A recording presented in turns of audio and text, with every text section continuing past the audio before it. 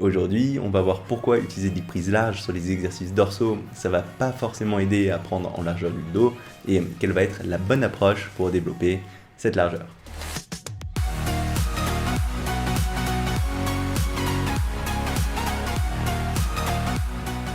Salut, c'est Nico et aujourd'hui je voulais te parler d'une erreur que j'observe très souvent en salle de sport, à savoir les pratiquants qui vont prendre une prise très large sur leurs tirages verticaux pour les dorsaux en pensant que ça va les aider à mieux cibler la largeur du dos. Alors qu'à l'inverse, quand on regarde vraiment la science, on se rend compte que quand tu prends une prise large, ça a tendance à diminuer l'activation du grand dorsal qui est le principal muscle responsable de cette largeur. Et même ça peut avoir tendance à augmenter les risques de blessures au niveau de l'épaule.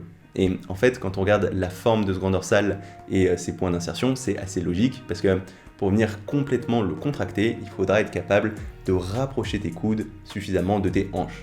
Or, si tu as une prise trop large, ce sera très dur de venir ramener tes coudes assez proches de ses hanches. Au contraire, ce qu'il faudra faire, c'est utiliser un écartement des mains à peu près de 1,5 fois la largeur des épaules, parce que de cette façon, ça va nous permettre de suffisamment ramener les coudes vers les hanches et en même temps d'avoir un bon étirement dans ce grand dorsal. Donc ça veut dire que quand tu viens ramener la barre au niveau de ton menton, tu devrais avoir à peu près tes avant-bras perpendiculaires au sol. Mais ces exercices de tirage verticaux, ce ne seront pas les seuls exercices efficaces pour donner de la largeur à ce dos, parce qu'en suivant cette même logique, tous les exercices de rowing qui permettent de bien étirer ce grand dorsal et de ramener ton coude vers tes hanches vont être aussi très efficaces pour solliciter ce grand dorsal.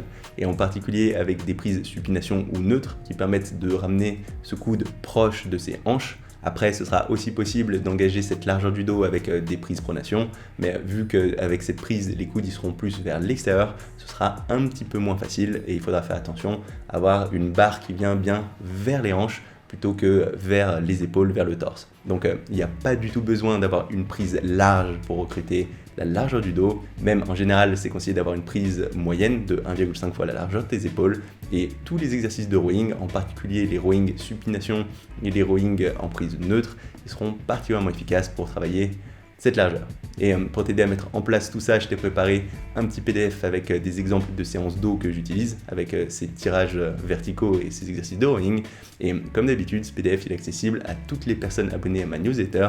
Donc si ça t'intéresse et que tu as envie de recevoir mes mails, n'hésite pas à t'inscrire maintenant en cliquant sur la petite icône qui vient de s'afficher ou sur le lien dans la description de cette vidéo.